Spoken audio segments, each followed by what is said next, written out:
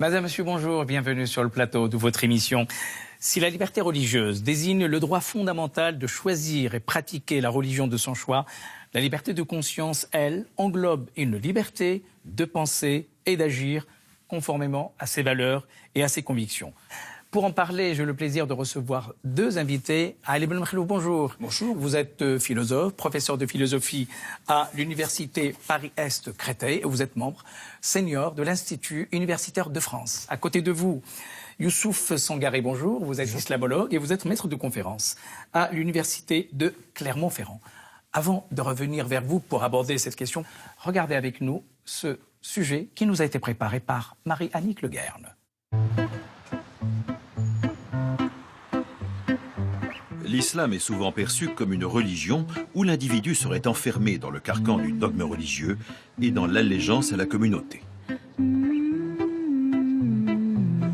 D'où cette question. La liberté de conscience existe-t-elle en islam ?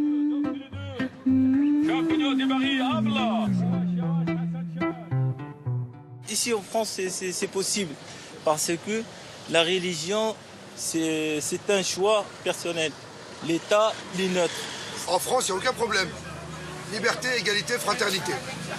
Donc il est libre de changer de sa religion comme il le veut. Il n'y a aucun problème pour ça. En France. Il y a des chrétiens qui convertent à l'islam, il y a des musulmans qui deviennent athées, qui croient plus rien, il y en a qui croient au judaïsme. C'est une liberté personnelle, ça veut dire aujourd'hui, je sais pas, je suis bouddhiste, et je voulais devenir musulman, mais c'est possible. Dans l'autre sens ? Et dans l'autre sens aussi.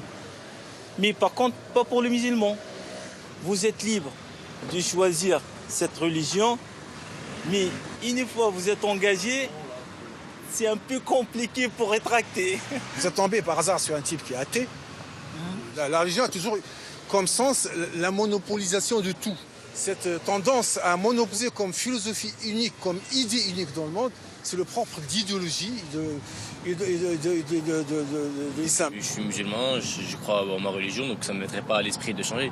Si quelqu'un veut changer et qu'il trouve que pour lui, la vraie religion, la juste, imaginons que c'est le christianisme et qu'il est né musulman, ben, il fait ce qu'il veut, il change. Et bien sûr, dans la religion, après je ne connais pas le Coran par cœur, mais je ne pense pas que ce soit autorisé, parce que c'est pas... Le principe de religion, c'est de respecter les lois, la religion. Donc je ne pense pas que ce soit autorisé de changer. Mais si on veut changer, on fait ce qu'on fait, on fait ce qu'on veut. Si on change, c'est qu'on n'y croit pas. Donc à ce moment-là... En tout cas, en France, normalement, il y a absolument aucune loi qui dicte à quelqu'un de changer de religion ou de ne pas changer de religion, d'avoir une religion, de ne pas avoir de religion. Franchement, c'est ça le principe de la laïcité, c'est que l'État ne reconnaît pas les religions. C'est-à-dire que normalement, c'est ça, elle reconnaît qu'elles existent ou qu'elles n'existent pas, mais en fait, c'est peu importe, quoi. C'est juste chacun fait ce qu'il veut et ça, c'est personnel. Donc, si tu veux changer de religion, tu changes de religion. Il n'y a pas de... Après, c'est juste... oui, c'est personnel, je veux dire... La laïcité, elle permet en tout cas que chacun pratique de façon libre ce qu'il veut, en fait. Donc, que ce soit autant le fait de ne pas croire que de croire, et de croire en multiples dieux ou quoi. La laïcité protège la liberté de conscience de chacun. Voilà.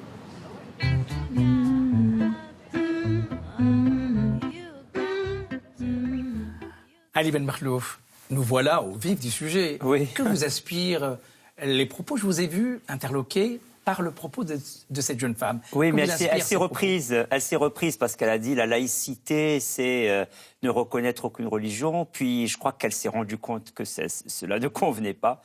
Et en fait, la laïcité, c'est reconnaître, bien évidemment, les religions sans que l'État ait lui-même une religion. Il y a une neutralité précisément à l'égard des religions, mais elles sont bien évidemment reconnues et même organisées dans leur culte de manière publique, c'est-à-dire que contrairement à ce que là aussi beaucoup de gens avancent, à savoir que la laïcité, c'est le fait de reconnaître les religions comme exercice privé de la religion. Non, dès lors qu'il y a une organisation publique des cultes, il y a une reconnaissance publique des religions sans que l'État lui-même en épouse une, neutralité de la République à l'égard des religions, mais reconnaissance de toutes les religions. Nous reviendrons la semaine prochaine sur l'actualité de cette question de la séparation de l'espace public et de l'espace religieux. Youssouf Sangaré, que vous inspire les propos qui ont été tenus dans le sujet de Marie-Annick Le Guen? Par rapport à ce sujet-là, on peut s'interroger pour savoir est-ce que finalement l'islam garantit la liberté religieuse, la liberté de choisir sa religion. D'abord, en fait, c'est une question sur laquelle il faut dire d'emblée qu'on ne peut pas, en fait, dire voici la réponse ultime de l'islam sur cette question. Pourquoi?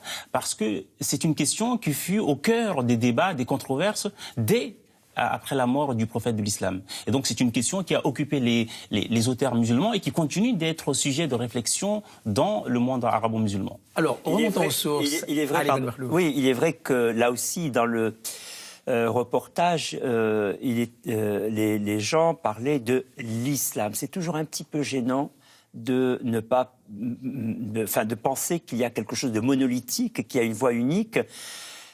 Est-ce qu'on se place d'un point de vue spirituel ? Est-ce qu'on se place d'un point de vue juridique? Est-ce qu'on se place d'un point de vue politique?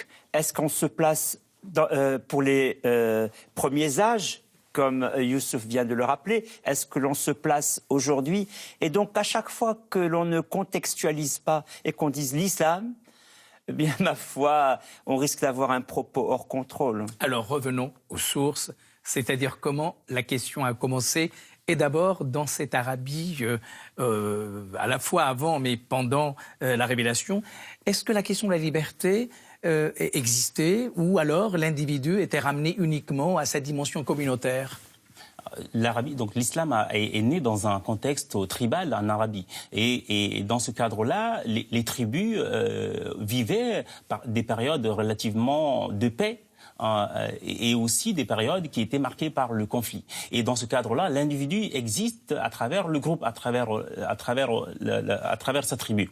Les sources musulmanes nous disent que quand le prophète de l'islam a commencé sa prédication et qu'il a eu à faire face au rejet par les Mécois, que les premiers adeptes de l'islam ont trouvé refuge, par exemple, chez le Négus en Abyssinie, dans l'Éthiopie actuelle. Et donc, ils ont eu à bénéficier d'une sorte de liberté religieuse de la part de ce Négus-là à l'époque du prophète même de l'islam. Et aussi, selon la tradition musulmane, quand le prophète a eu à faire l'hégire en 622, les musulmans ils ont bénéficié d'un accueil favorable des habitants de Yathrib, des habitants de Médine à cette époque-là. Et donc, c'est un contexte où vous avez à la fois des périodes de paix et des périodes de conflit. Et d'ailleurs, le discours coranique aussi, sur cette question de liberté, est marqué par ce climat, ce flottement entre paix et conflit et période de tension entre les différentes communautés. Ali Ben Merlouf, l'avènement de la révélation de l'islam va donc engendrer une nouvelle communauté, celle des croyants, qui vont donc adhérer à ce nouveau message. Oui. Est-ce que cette révélation va changer l'individu en le faisant passer d'une appartenance communautaire à une adoration d'un Dieu unique? Oui, alors il y a deux choses qui très vite se sont profilées dans la révélation. Il y a ce qu'on appelle les ibadat, les dévotions, et le mu'amalat, les transactions humaines. Et je crois que la séparation est intéressante parce que les rapports de verticalité au pacte divin, à l'alliance avec Dieu, sont très différents des transactions proprement humaines et horizontales. Ça fait que quand la question de, je mets les guillemets, liberté de conscience ou liberté religieuse vont se poser, eh bien, il va y avoir l'idée que les hommes ne peuvent pas contraindre d'autres hommes dans leur rapport à la verticalité et à l'alliance avec Dieu. Et je crois que cette double distinction verticalité-horizontalité donne structurellement le cadre dans lequel on peut penser la liberté religieuse et aussi distinctement la liberté de conscience. Dès le début, l'islam a insisté sur cette liberté religieuse, dans le Coran par exemple? Dans le Coran, alors ce qu'on peut dire, c'est que dans le Coran, il y a un discours que l'on peut dire ambivalent si on ne lit pas le Coran d'une manière contextualisée. Pourquoi ambivalent? Parce que c'est à la fois on trouve des passages dans le Coran, par exemple le passage qui est souvent évoqué, qui est la ikrah fi din, pas de contraintes en matière de religion, et aussi d'autres passages du Coran, quand par exemple le Coran dit que celui qui veut qu'il croit, que celui qui veut qu'il soit un croyant croyant, qu'il ne soit pas du nombre des croyants. Et dans d'autres passages du Coran, notamment dans la sourate 9 du Coran, vous avez des passages où là, le Coran, on a un discours qui appelle à faire combat à ceux qui ne croient pas aux mouchriquines, aux incroyants. Ça se comprend, il faut les situer dans le contexte du cadre du message prophétique. Quand le prophète était à la fois en fonction des périodes de paix et de conflit avec les Mécois. En réalité, la question de la liberté de conscience et la liberté tout court, les débats vont commencer après la mort du prophète. Dès le 8e siècle, il y a 3 réponses, 3 attitudes qui vont apparaître dans le monde arabo-musulman. Il y a un premier groupe de théologiens musulmans qui vont dire « la foi, c'est un acte du cœur. C'est uniquement le fait d'accepter Dieu dans son cœur. » Et donc pour eux, la foi n'implique pas les actes. Et face à ça, un groupe de théologiens vont répondre en disant « la foi, c'est à la fois dans le cœur, mais c'est aussi faire des actes. Donc la foi doit se traduire dans l'espace social. » Et face à ça, vous avez une troisième attitude qui dit la foi, c'est à la fois le cœur, c'est quelque chose que l'on affirme avec sa bouche et quelque chose que l'on traduit à travers les actes. Toutes ces définitions de la foi vont avoir des incidences sur la manière dont on va juger l'acte du croyant. Ali Mkhlouf, nous savons que l'islam s'inscrit dans la longue durée des autres monothéismes. La question qui vient d'être évoquée sur le rapport entre foi et liberté, comment cette grande question s'est posée dans les autres traditions monothéistes? Eh bien, je dirais presque exactement de la même façon comme vient de le dire Monsieur Sangaré, parce que il y a tout un débat sur ce qu'est l'intention dans votre foi. Pour pouvoir juger que vous avez la foi, est-ce que la foi se manifeste ou est-ce qu'elle est le fort intérieur? C'est un débat philosophique très très riche et en même temps religieux. Il ne peut pas y avoir de foi si elle n'est pas précisément manifestée. Sinon, c'est un enfermement sur soi. Comment puis-je savoir que d'autres ont la foi? Et puis d'autres répondent. Mais cette intention de manifester n'est pas si nécessaire puisque le cœur suffit à lui-même d'être en quelque sorte le lieu de la foi. C'est un très beau débat et je crois que c'est véritablement une question ouverte sur la manière d'aborder la foi. Elle l'a été comme question ouverte et elle l'est toujours aussi aujourd'hui dès lors qu'elle se rapporte à l'idée du fort intérieur ou de la manifestation de ce fort intérieur. Est-ce que tout se résorbe dans le fort intérieur ou est-ce qu'il faut qu'il y ait manifestation? Aujourd'hui encore, on peut en débattre. On peut en débattre de la même façon que dans le sujet. Nous avons entendu tout à l'heure une personne qui disait « la religion monopolise tout ». Est-ce que cette vérité, avancée, est-ce qu'elle correspond à la réalité? Si l'on prend par exemple chez des penseurs musulmans qui ont, à l'époque moderne et contemporaine, qui ont retravaillé sur la relecture des sources musulmanes, notamment l'Égyptien Mohamed Abdou, qui est mort en 1905, par exemple, Mohamed Abdou dit un des fondements de l'islam, c'est la liberté en matière de croyance. Pourquoi Abdou dit ça? Il dit, en fait, pour arriver à cette question, il faut redéfinir ce qu'est la mission d'un prophète. Il dit l'islam est basé sur l'idée de prophétie, que Mohammed était un prophète. Et donc Mohamed Abdou dit quelle était la mission d'un prophète. Et il dit la mission d'un prophète, c'est comme dit le Coran, pour lui, c'est de transmettre un message. Ce n'est pas de contraindre les gens à la croyance. Et donc il dit si un prophète n'a pas pour mission de contraindre les gens à le suivre, comment un adepte du prophète, quelqu'un qui suit le prophète, peut contraindre les autres à adhérer à leur voie, à leur croyance? Oui, ce contexte de l'Égypte de la fin du 19e siècle et du 20e siècle, il y a eu beaucoup de débats qui finalement donnent beaucoup d'outils intellectuels quand on est à s'interroger sur ces grandes questions. Et il faut être en quelque sorte armé de ces outils intellectuels. Et un des outils précisément intellectuels sur cette question de la liberté de conscience, c'est de voir la mission première du prophète, Nadir, Mubashir, c'est-à-dire qu'il est celui qui alarme, on dirait aujourd'hui lanceur d'alerte. Oui. Voilà, lanceur d'alerte. Et c'est véritablement sa fonction. Et dans le Coran, il est bien indiqué seulement cela. Illahada, innama. Ce sont des expressions coraniques pour dire qu'il n'est que porteur d'une annonce, porteur d'une bonne nouvelle, Mubashir, ou bien Nadir, c'est-à-dire celui qui alarme. Et c'est répété répété. Jamais, comme l'a dit Youssouf Sangaré, jamais sous la forme d'une contrainte, mais sous la forme d'un rappel et sous la forme, donc, rappel, alarme et bonne annonce, annonce de bonnes nouvelles, pardon, mais pas plus. Alors, pas plus. sur justement, précisément ce que vient de dire Ali Ben Merlouf, est-ce que dans le temps du prophète, dans ce temps prophétique des débuts de l'islam, est-ce qu'on a assisté à un débat sur la signification de cette liberté religieuse, qu'il y a eu des débats? Est-ce que le prophète a participé à ce débat? Qu'est-ce qu'il en est réellement? Si vous prenez par exemple le verset coranique, la ikrah fid-din, pas de contraintes en matière de religion. On trouve chez un exégète du XIIe siècle, Al-Barawi, il explique quel était le contexte de révélation de ce passage coranique. Pour lui, il dit, quand le prophète est arrivé à Médine, le prophète de l'islam est arrivé à Médine en 622, il y avait une tradition à Médine, c'est les femmes médinoises qui ne pouvaient pas avoir d'enfants, elles faisaient des serments en disant, si j'ai un enfant, je vais le confier à un juif ou à un chrétien. À Médine, il y avait une importante communauté juive, il y avait 3 tribus juives à Médine, qu'au fil des années, il y a eu des conflits entre le prophète et ces tribus juives, et une des tribus, les Banu Nadir, devrait partir de Médine. Ces femmes-là sont venues se plaindre auprès du prophète en disant, si ces tribus juives quittent Médine, on ne verra plus nos enfants.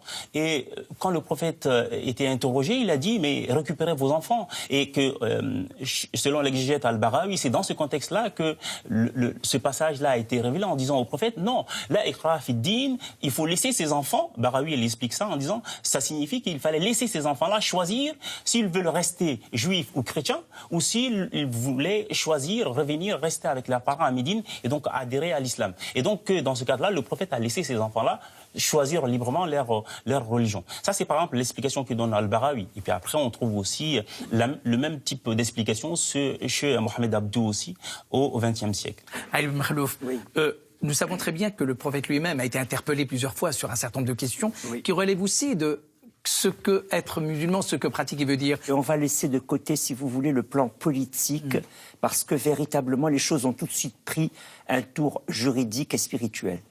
Il y a précisément tous ceux qui ont mis l'accent sur le fait que messager d'une parole ne pouvait comporter aucune forme de force, de contrainte, d'obligation même, mais seulement de guidance et d'annonce, comme je le disais.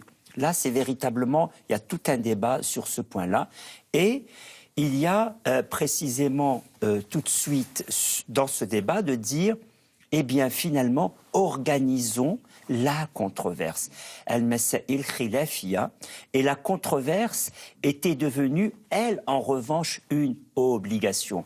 Si bien que ce n'était pas les gens qu'on allait chercher ou surveiller quant à leur foi, qui rentrent dans la mosquée, qui jeûnent et qui ne jeûnent pas, etc. Pas du tout. C'était d'essayer de voir comment on peut s'obliger à se rendre clair sur la question. Et du coup, les mouftis et le mustafti, celui qui construit une opinion et celui qui en bénéficie dans le champ religieux, sont très vite devenus une institution du côté de la communauté des croyants et pas du côté du pouvoir politique. On en reparlera du pouvoir politique. Mais là, c'est véritablement la constitution du champ épistémique, juridique, autour des débats sur le croire ou la foi et par dérivation la liberté de croyance. Parce que le mot liberté... Là aussi, il ne faut peut-être pas faire de contresens ni d'anachronisme, surtout, c'est qu'il est surtout entendu dans les débuts de l'islam par rapport à l'esclavage. On est libre ou on est esclave, et je crois que c'est aussi important de dire que les termes, à l'époque, étaient autour de la foi et de la croyance, beaucoup plus qu'autour de la liberté elle-même. Au lendemain de la mort du prophète, l'islam et les musulmans vont déborder leur espace naturel traditionnel et iront donc à la conquête d'autres empires. D'ailleurs, l'islam ou les musulmans vont donc incarner une nouvelle forme d'empire. Qu'est-ce que ce temps nouveau a apporté à l'islam ? ce temps a apporté, c'est fut une période de controverse. Les musulmans vont découvrir l'altérité religieuse. Ils vont être confrontés à d'autres communautés religieuses. Et là, dans ce cadre-là, par exemple, si vous prenez le Xe siècle, ce fut un siècle foisonnant en matière de controverse.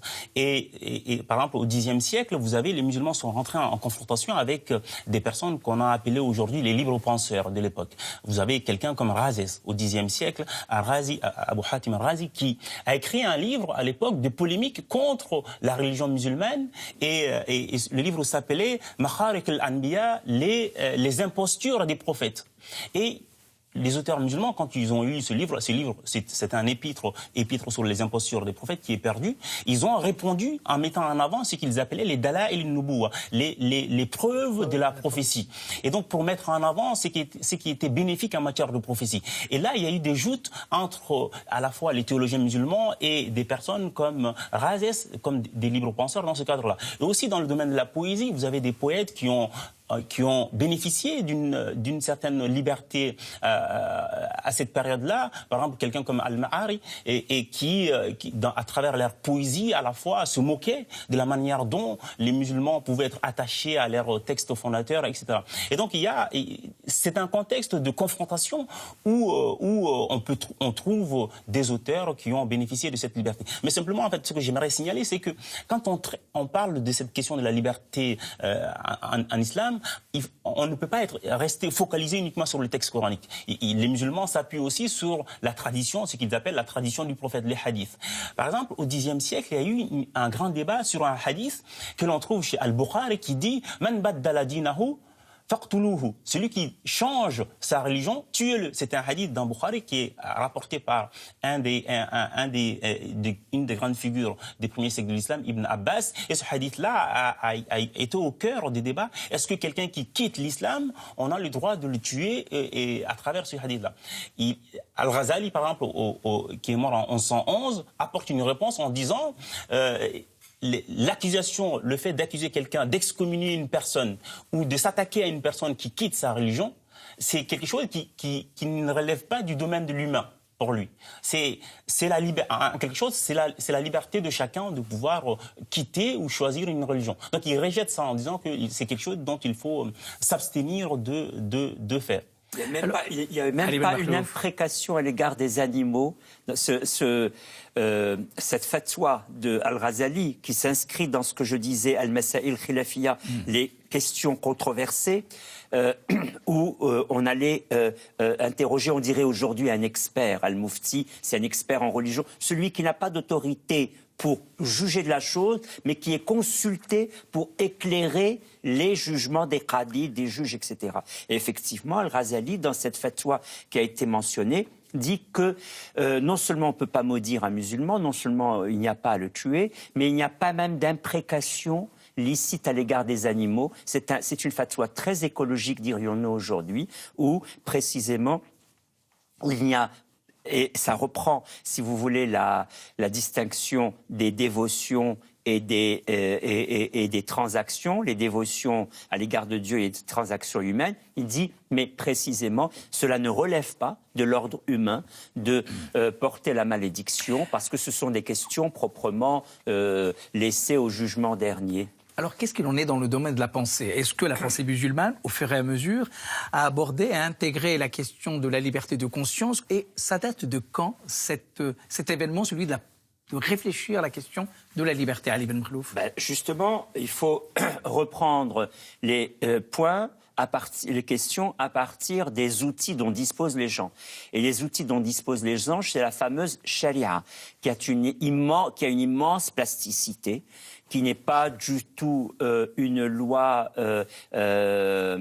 déjà faite qu'on n'aurait qu'à reprendre et qui est précisément construite par les hommes, qui n'est pas inscrite dans les versets, mais qui dérive des textes fondamentaux comme des sources et non pas des contenus.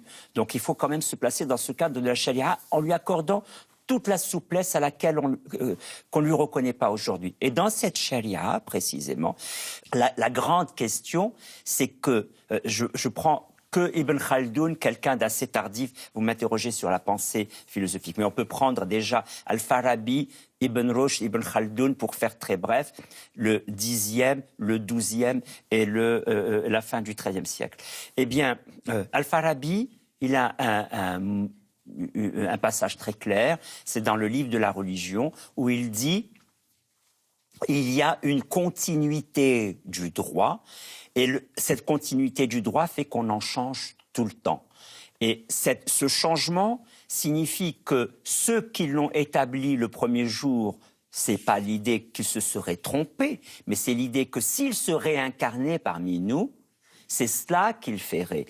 C'est cela qu'il ferait parce qu'on s'adapte toujours aux questions de son temps et de son espace. Donc il y a déjà une anthropologisation qui permet de penser complètement la fameuse liberté de conscience, parce qu'il faut, 1, connaître la langue, 2, connaître les coutumes, 3, connaître l'historicité du droit, 4, le contexte dans lequel on juge. Et si vous avez cette supervision des pratiques de pensée, alors vous pouvez agir.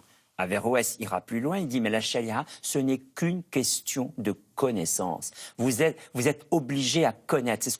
C'est ce dont je parlais tout à l'heure, le transfert de l'obligation sur les personnes, sur l'obligation de la connaissance et des personnes et des choses et de la nature, etc. Et donc les lois, la fameuse loi divine ou loi religieuse, ce n'est que une loi de la connaissance. Or, la connaissance, et je vous réponds sur la liberté de conscience, la connaissance est totalement émancipatrice. Donc, tout dépend comment vous placez le curseur de la charia. Et si vous le reportez sur la dynamique du droit créateur, selon les contextes, ou vous le reportez sur la dynamique de la connaissance, où vous êtes obligé de connaître, pour Averroès, le Coran vous dit allez chercher la connaissance. Donc, vous êtes dans un contexte de liberté de l'usage de vos facultés.